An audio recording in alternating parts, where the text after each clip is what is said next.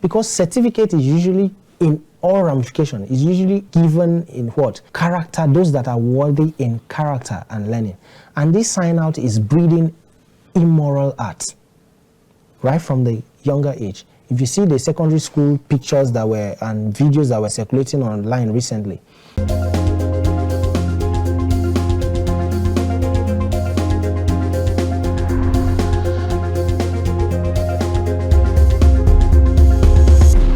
the Imo State Government, through the State Commissioner for Education, placed an immediate ban on graduation ceremonies for kindergarten, nursery, and junior secondary school.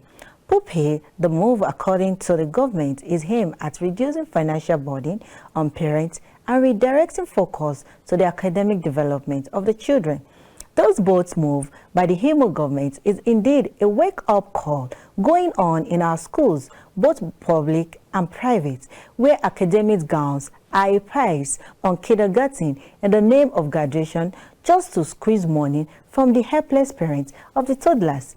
Well, this charade, which characterises end of sections activities in schools, sends wrong signals of achievement to the child.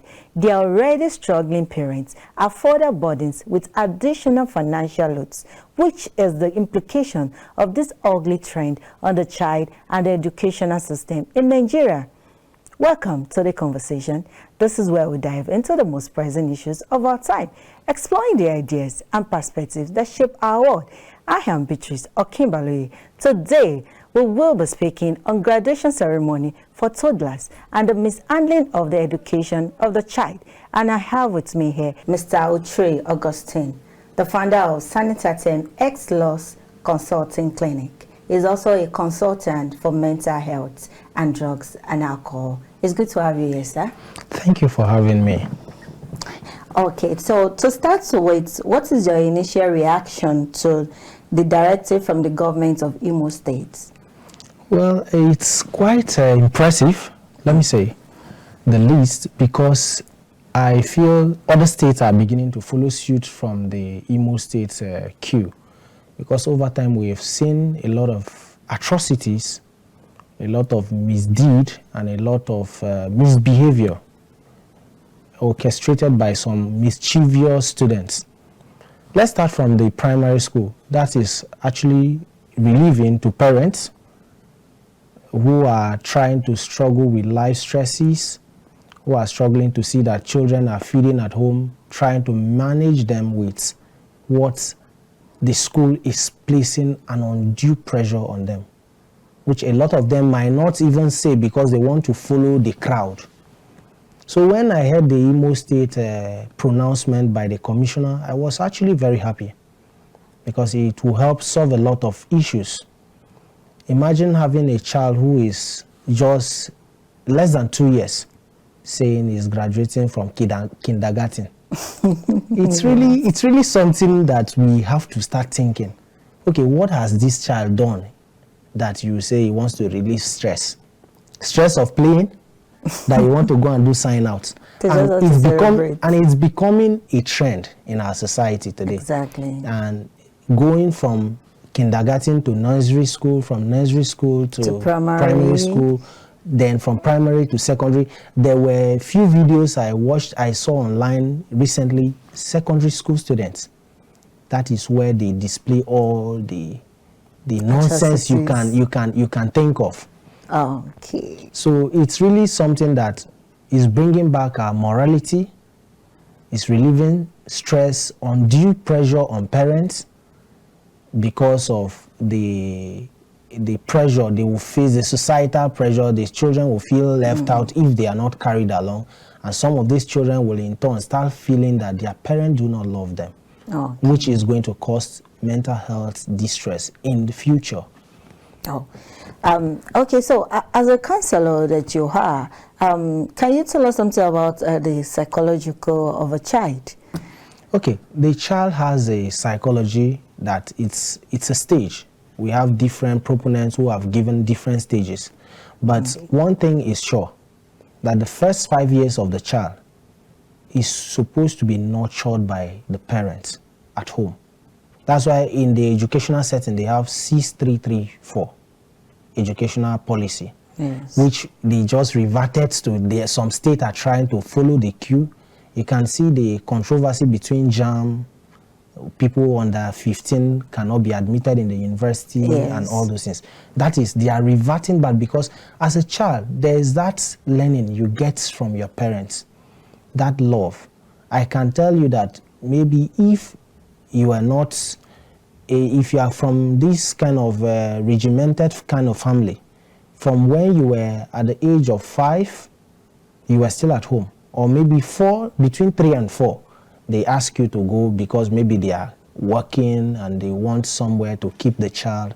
So this is why they introduce kindergarten, to ease the stress of working parents from staying at home, because your office will not give you 5 years to nurture a child. Exactly. So it gives room for that kindergarten, where you keep the child, they learn the basic things, they play with colors, they play with, like in the village you see children playing with sand, they are running around. Sometimes you give them food, they have to rub that food on the floor before they. So these are psychological build-up. Okay. And in every stage in life, if you skip any of these stages, you definitely come back to it at a long run.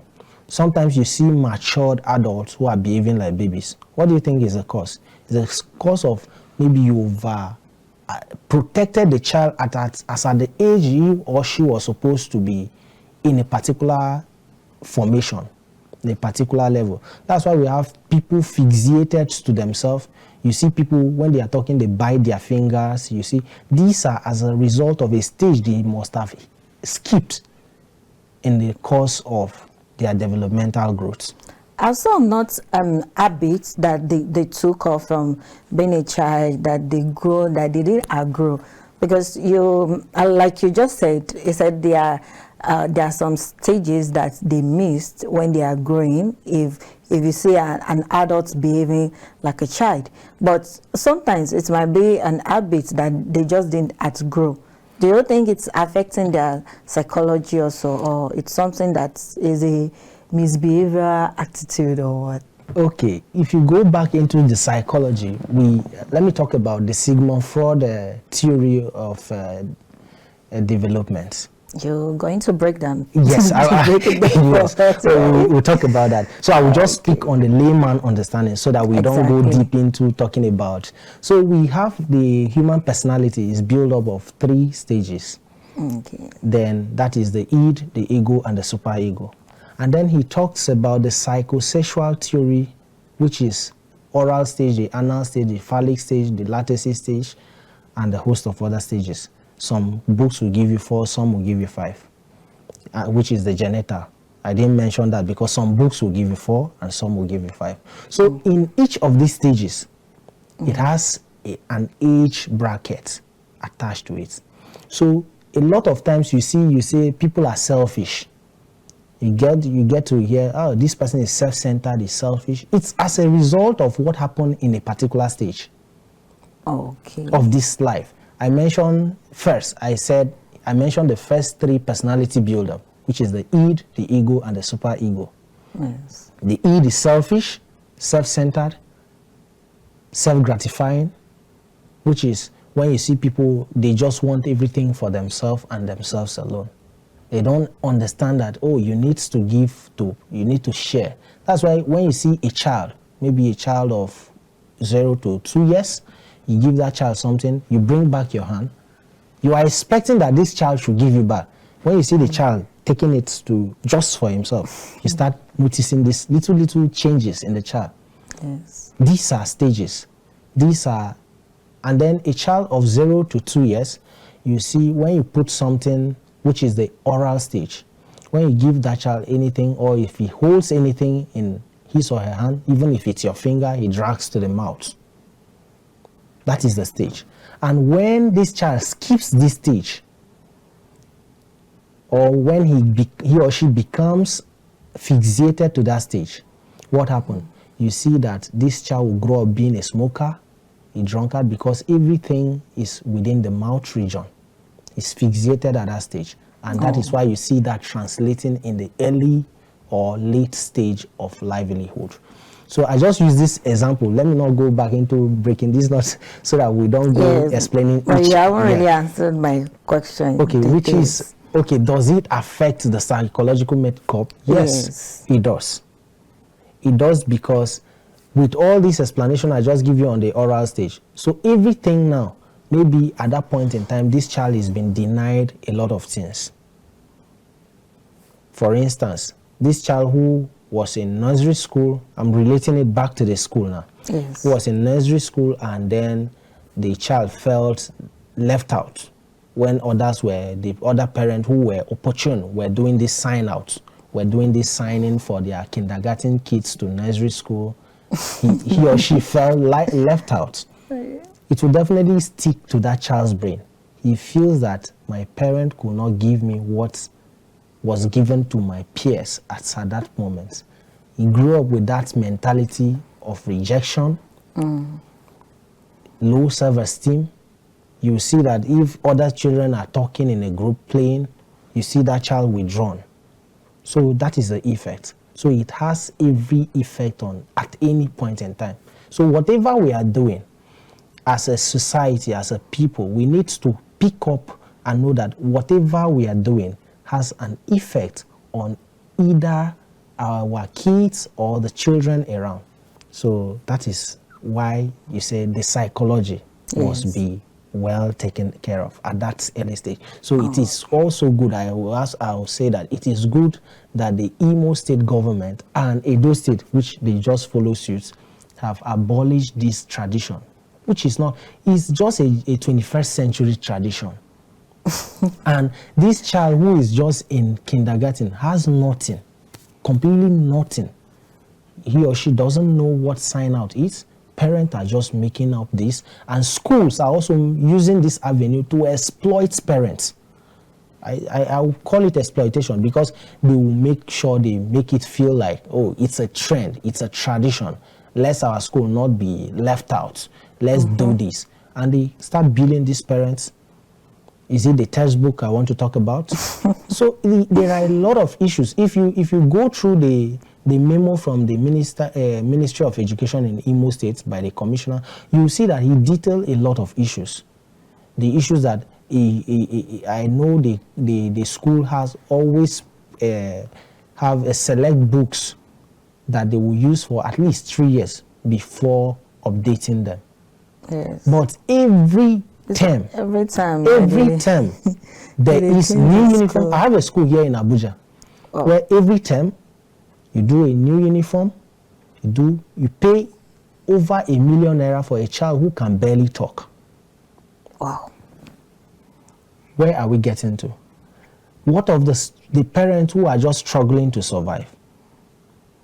Sometimes some parents, in the course of putting this kid in these schools, they have no jobs again. They lost their job in the course of wanting, or maybe business is no longer moving as usual. So it's mounting undue pressure on the parent, which is at the end of the day, the parent will either be looking for where to borrow from to get what or one thing or the other. So it has to be an inclusive thing. And the government of Imo State, I feel they have thought it wise that in as much as, yes, the people will tell you it's a choice. If you have the money, you can do it. If you don't have, you cannot do it. What of the impact on the child? The impact of the child is what matters now. Because now, okay, let's assume when you were in primary school, your parents or other parent did something for others. And then you are the only one in the class that your parent did not afford that same thing for you. Well, how would you feel? Tell me. Oh, very bad. I remember a cousin of mine, just, you know, apart from graduation, they also do this school party. This end of the month. End of the year graduation party. Not even end of the year graduation, like end of the term. Each term, there's always a party to round up those terms. So this cousin of mine, they asked them to pay some certain amount, and the mom was like, that's too much. You're just finishing the first term, not the third term. You know, the third term is the graduation party. No, it's just the first term. So they're like, they need to do not even the Christmas carol, because you know the first term ends with doing festive season, that's the Christmas season. So definitely they will do Christmas carol. Not even the Christmas carol, it's the party before the Christmas carol. So the mom just felt that it's not necessary. So and she didn't go to that school again because of that. She said there is no how she will go back to that school and they will not remember that you didn't come for the party, you didn't pay for the party. She insisted that she's not going to go to that school because she couldn't afford that amount. Her mom couldn't afford that amount for her. So there is no how she will be in class and the rest will be doing the party. So she didn't attend the party, she didn't attend the Christmas carol, and she participated in even the Christmas carol, but she didn't attend it because she couldn't go for the party. And the next term that they are supposed to resume, she was like, no, because there was one of our schoolmates that is that's a church member to her. So told her, you didn't come for the party, everybody asked of you, the party was this, the party was that, you did not come.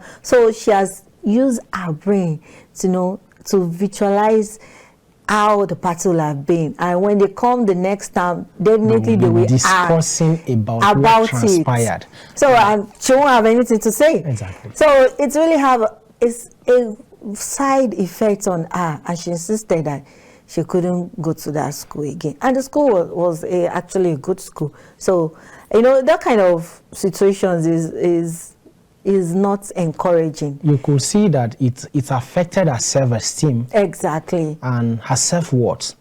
Now, it didn't just only rub on her, it also rubbed up on her parents. She will now be thinking, a parent can't afford they can afford all this luxury, even though they are in the same school. The school is the primary place to just go, learn, and come out. Refine. Completely refine. Have a complete overhaul of your thinking. Make you think about things differently.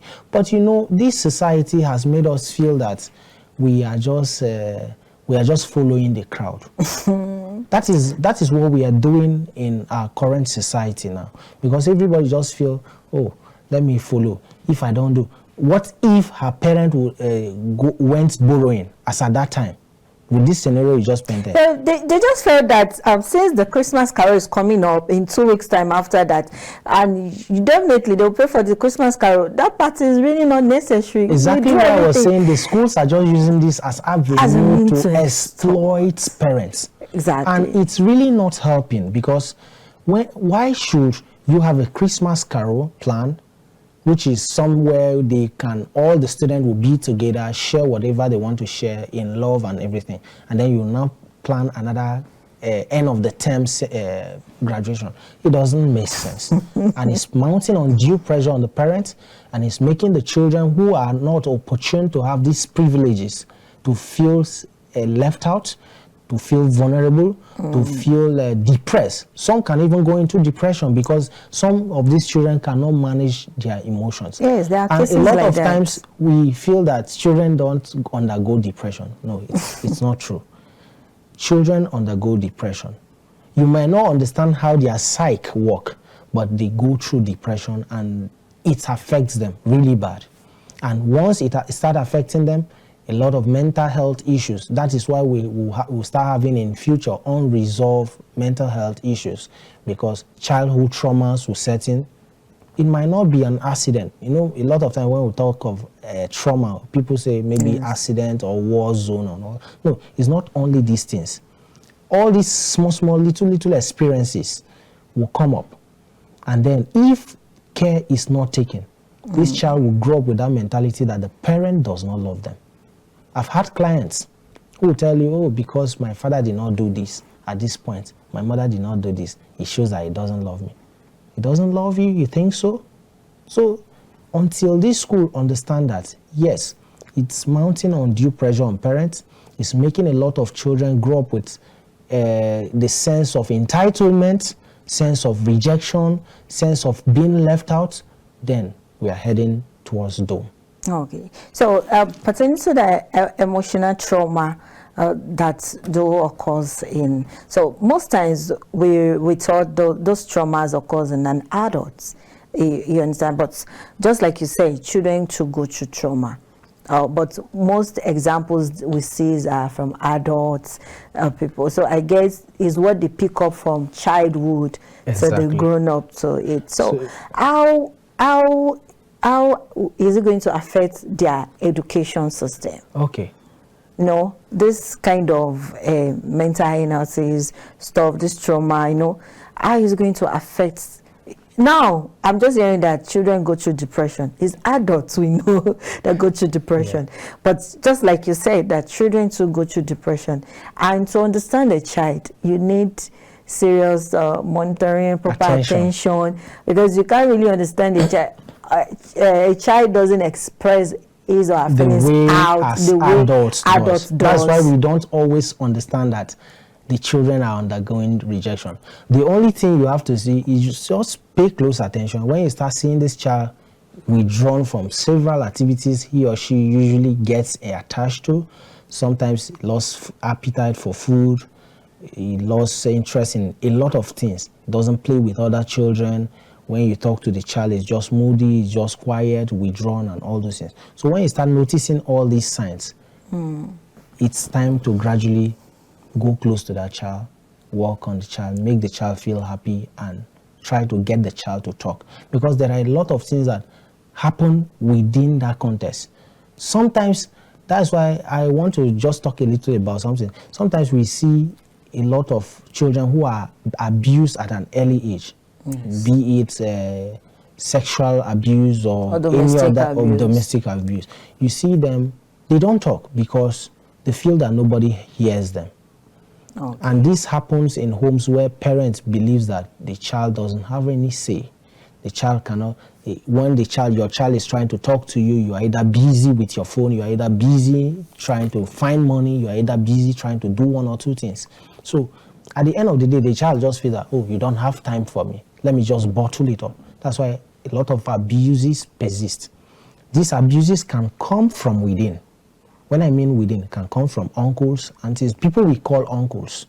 That's why we have to distinguish and tell these children, oh, when this is this person. When he touches you inappropriately, you talk about it. You tell me. Try to teach your children from the onset, open conversation. And this will go a long way. It will help them a great deal in life. And it will help them to communicate freely. And when he gets to school age, teachers have to be, you don't leave your responsibility to only teachers. Because when you leave them to only teachers, teachers might not be able to see everything. And sometimes these teachers, I'm not saying teachers are doing it, but sometimes we have bad eggs. Just like in the society, we have bad people. Yes. Might be the one abusing these children. So it's something that maybe when your child comes from, you notice some behavior of this child. Don't just beat an eye and say, oh, it's okay, it's a children thing, let them. No, find out what happened. Try to ask your children, oh, what happened in school today? Tell me what A, B, C. Let them be explicit with whatever they are telling you. Try to find out. And when you get information from the children, don't go to school with a mentality, I want to go and fight the teacher. When you go, have a conversation. I believe in conversation because conversation brings out a lot of things. Yes. But when we are shouting, it means that our minds are far away from each other. We don't see ourselves as being close, even when we are standing face to face. That is what quarrel, that's how arguments set in. When everybody wants to be heard, nobody is heard. So a lot of times we have to look at these critical issues. And school should not be a part of those that are creating a problem for parents or the children or causing these children mental health issues in the future. Rather, it should be the ones to build and educate the public about what these issues are and not to add to their problems. So in their educational aspects, personally in their education, how they understand the educational studies. So which effects is it giving on their educational studies? Okay. Sometimes you hear, this child can't catch up with the school books, he can't read well, he can't write well, and it's just kids, the rest can write well. Sometimes we know some child are slow to learning. We have people that are slow to, even adults, before they catch things on time. Some are faster. Is it from the development of the brain, the way the brain is developed, or so sometimes we feel the environment, in our society, enhances the child growing, the child growth, and also the educational aspect, their way of studies, how they were able to catch up with their educational system. So which kind of effects is it having on their educational system? Okay. Now, when you talk of the education of a child, I wrote my thesis on effect of broken homes on student academic performance. And when you look at all these things, broken homes has a lot of negative impacts. And let's talk about the psychological impact. This child might be disturbed because of what is happening at home. Or maybe this child woke up in the morning, he or she hasn't eaten. How do you want this child to understand what they are teaching? Maybe the only money the parent had left, or maybe they are even still owing school fee. That is why the child is not concentrating. Maybe it's a violent home. Maybe the father is beating the mother, or the mother is beating the father.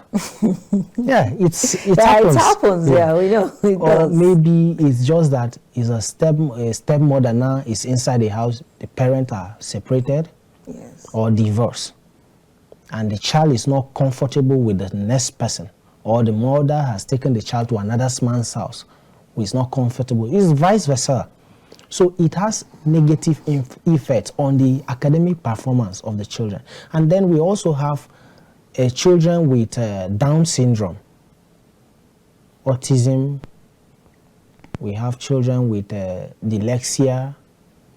We have children with depressia. Is that not health issues?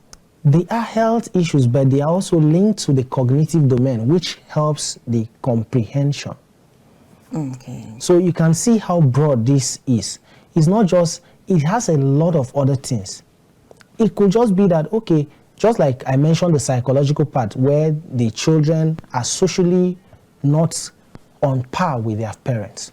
The relationship at home affects them. So that's why when you start seeing as a teacher or as a parent, when you start seeing your children reports card, you look at it, you ask, okay, what happened this time? Was it that this child was hungry? Was it that we were having, as parents, you now ask yourself, was it that we were having issues at home that are making these children not to pay close attention? Parents sometimes don't know that children also observe them. Children observe every little thing that happens at home. That's why a lot of people who grow up who are abusive today, if you trace their family, they are from a broken family. Okay, thank you very much. Let's go on a short break, and we'll be back. We'll talk more on children's health. Thank you. Welcome back. If you're just joining us, this is The Conversation, and we have been speaking about the danger of the school giving a graduation grant to toddlers, those kindergarten nursery schools, and primary children. And so with me here, we have a counselor who has been talking a lot and the effect he has on the child, especially to the educational system. So let's move on. Do you think the administration should have maybe a rule concerning the change of textbook frequently, that per term they change textbooks? Do you think they should have a rule, they should ban that? Or what do you think about this change of textbook frequently? Because won't it even have effect on the child education? This time they use Ngozi go to school textbook, this, and another time they are using McLean primary school, and it's still the same class. You get my point? So don't think it will have effect on the child education, the change of textbook, change of curriculum, no, all those stuff like that. Okay, let's talk about the textbook aspects. Now, does it even has any implication? When we talk of these textbooks, yes, there are progression. They give you from the lowest to the highest. You start from simple to complex. So as you grow in age, your IQ also grows. That is why some of these textbooks are there. when they calculate your chronological age and your mental age, are they matching up with what they are teaching you? But the issue is not even about the textbook. The issue is about commercialization of these books in schools. Okay, take for instance, you have 2 kids, one 5, the other one 2. The book that the one of 5 used last year, when the one of 2 or 3 gets to that class, and it is not even yet the time for you to change. They have not changed anything on the scheme or the syllabus or the curriculum to update new books. Remember, these books are always within a span of 3 to 5 years. Yes. And this educational authority have not updated anything in these books. The school is just out for businesses. They just want to sell these books. They tell you, oh, there's no need for a parent to give your other child's books to the next one. So those books for that person is for that person. You've not changed anything. Why can't the one coming behind use the book within that same curriculum breach? So it's now a business avenue for these schools. That's why I was telling you, there's a school in this Abuja. They don't change uniform, but every semester, every new term, they pay school fee with uniform complete. The old uniform, nothing happens to it. You can't wear it. They and can't it's wear still it the again. same uniform. The same uniform, no pattern, nothing changed, no design, changes. no style change. You will pay. That is a trend. So these schools are using this avenue to milk out money from parents. So that is just it. So I feel the government, the regulatory authority, the educational authority, both the secondary and the primary educational board, should look into this and put a monitoring team to help parents reduce this. See what these schools even do these days. They will now put worksheets inside these books so that when your child use it, they will tell you, oh, you have to get new books because the other child used the worksheet. Why can't you get a worksheet separate? When I was in primary school, I remember what used to happen. We used to have this 20-leaf exercise book where you do your homework inside, where you do all your assignments and everything. Yes. You have the textbook, but you cannot write on the textbook. Yes, it's you prohibited. only write on that each book, each of your courses will have that. Your parent will buy it for you. It's not that the school is going to even give you. Your parent will buy that 20-leaf for you, where you do all your assignments. Yes, those exercise books are meant for doing and it helps you. It helps the parent. It also saves them the stress, because imagine 80 leaf. School will sell it for you for 10,000 naira. You don't have any question. They have the school logo, design, everything in it. It has been branded. Exactly. Packaging. We package so that we make money. So this, especially private school, they are out to make money. They don't care on the impact on the parents, the stress the parents are going through, and nobody is talking about it. They can just wake up one morning and tell you, oh, there's another change. And the PTA that are supposed to speak are not really speaking on these issues because some of them can afford it. That's why we keep saying the educational system is getting expensive. But there's a policy that says education for all. And it's not looking for it's not looking for the privilege. A lot of people are being deprived because of these things. If you go to public schools now, the classroom are beginning to turn to mushroom. Even in public school, it's still not free because there are some things they paid for. Yes, you paid all these tokens because they will look for excuse to give you why you have to get this A, B, C, and because what is it? We have to think, state government especially, because this responsibility rests on the local educational authorities. They have to look out for all these loopholes, block them, see how they can relieve stress on the parents, so that all children will now feel that they are equal, they are on the same pedestal. When you go back to your house, you can use whatever you want to use. But when you come back to the school environment, school environment is where everybody meets to share in that knowledge. Because it is when you start seeing that, oh, you are not getting this treatment that A is getting, because your parents cannot afford it. then you now start feeling that, oh, your parents are not doing enough. You can see the relationship. Everything is linked up. So until the government put a ban, one, on the issue of graduating from kindergarten, sign out, it is not important. It is not necessary. These are just unnecessary expenses that they want to make the parent to bear all this burden.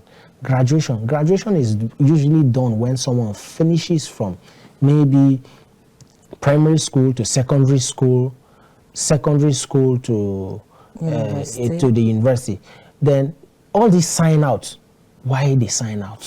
If I want to even talk of this sign out, where some people in the university, when they will use all the time in this world to do sign out, to prepare for sign out, not for graduation. At the end of the day, they will come back to write carryovers. Yes. It's just because you see, you grow up with this mentality from nursery school that you do the sign out in nursery school to kindergarten to nursery to primary. So you want to continue sign out. Yes. You focus more on the sign out, Not focusing on the educational values that you're supposed to get. Because certificate is usually in all ramifications, is usually all given in what? Character, those that are worthy in character and learning. And this sign out is breeding immoral acts right from the younger age. If you see the secondary school pictures and videos that were circulating online recently, you see that a male student, a male pupil, where does he want to sign on the female pupil clothes? The answer is glaring. They learned from there. At the age they were supposed to be thinking about what we want to do, how we want to progress from A to B, from B to C. They are busy thinking about which position they want to sign, which part of the shirt they want to sign, and all that.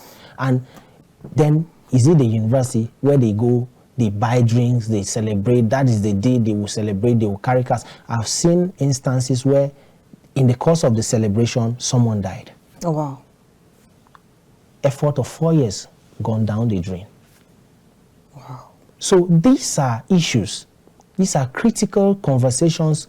Parent needs to as well think that, oh, yeah, nobody is saying you should not celebrate. We are not calling that, oh, government should ban this, because there are factors that have led to unimaginable things. So these are issues that we cannot overlook.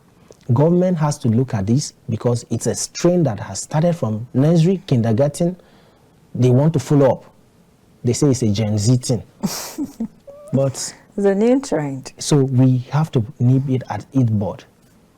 In as much as we are saying the student wants to celebrate to ease their stress. Yes, you can ease your stress with every other celebration. But must it be that the school wants to now organize all these things for the students? No, it shouldn't be. So with some of these atrocities that is committed by mostly private school now, because this thing happens mostly in private school. Not that the public school doesn't do that, so we've seen some of these cases there. But it's been done by mostly private school. Do you think we should put the blame on the government? Or are we going to regulate the private school rules so that they can minimize their atrocities that is happening? So should we put the blame on the state government, or we should put the blame on the schools? So who are to largely take the blame of all these atrocities? Okay, if you check. Or because if we put the blame on the government for poor supervision or controlling of the schools system, maybe that's the only way we can put it. That's why I was heading to that point. If you check, you cannot wake up today and say you want to own a school and you just started classroom. Procedures. You have procedures you have to follow. And there are people regulating and accrediting the schools on a daily basis. People are saddled with this responsibility. The problem I have in this country is that we don't follow up issues. There's no proper supervision. That's why we have a lot of incomplete projects, both in educational projects and otherwise. Because we don't supervise these things. Until we start supervising projects, such as schools. Oh, are these schools that we gave accreditation to start nursery 1 to 2 or to 3 or nursery 1 to primary 3? Are they doing well? Are they doing what they are supposed to do? What are those things that they are introducing that is not in line with our policies? There are policies for everything. If they are not, then you look at it. That is when you see in Nigeria, if you see someone who is keen on supervision, who wants to follow the rules, the laid down procedure, they term that person as being wicked. These schools now they now devise means. How do you think they came about the name Miracle Centers in WAEC? Because there's no proper supervision. People are just out to make money.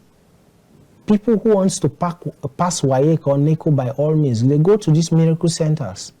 Yes. And they are perpetuated by mostly, I'm not exonerating public schools. Mostly, it happens in private school because, oh, you want your center to be known and you want to get more clients, you want to get more students, you want to get your standard high. So you go as far as paying officials to compromise. So these are moral decay in our educational system until this proper supervision by the respective authorities, is it the primary educational board, is it the secondary educational board, until they sit up to see that, oh, these things are not in line with our policies, then we are still getting it wrong. Okay. So from your experience as a professional counselor, probably a parent, do you think maybe parents should start considering sending their schools to public schools with public school with good structure and good educational facilities? Because we know our government are trying their best to improve the educational sector. So since with those atrocities that most private schools are committing, just like the Miracle Center you mentioned, do you think they should consider public schools? Or what can we do pertaining to? Because everybody thinks if you are poor, you go to public school. If you can afford private school, you go to private school. But sometimes some private school, I even have good teachers, good qualified teachers that will teach you well, and you will come out with flying colors. That's some private school. Yeah. But the fact that they felt in private school you pay to get the value. So they felt the value that they are paying for will worth it. But at the end of the day, some values does not even worth it. You like at the end of the day you feel that your child is not even doing well. And the child that went to public school is doing amazingly well. And the one that you pay, like you pay your nose and it's not doing well. So this is maybe parents should start considering going to public schools. And again, there's this another side that we know that public school is not well structured, is not that convenient for a child. It's not a good environment for a child to be. So by weighing those two options, what will you consider the parent should do? Should they take their child to the public school, or should they just leave them at that private school and let's see how it goes? Okay, this is an interesting one. Okay. Actually, the only private school I know I've been to is when I'm doing professional courses. Okay. So all through my life, I've been in government schools, government primary school from the rural area. I went to a primary school where teachers still have that love to teach, irrespective of their remuneration. God, at those days, the value is not there. I went to a private school though, so I don't know, but yeah. My private school was doing amazing well. You understand? No, there are private schools that are doing well, especially those missionary schools. So I went to missionary schools.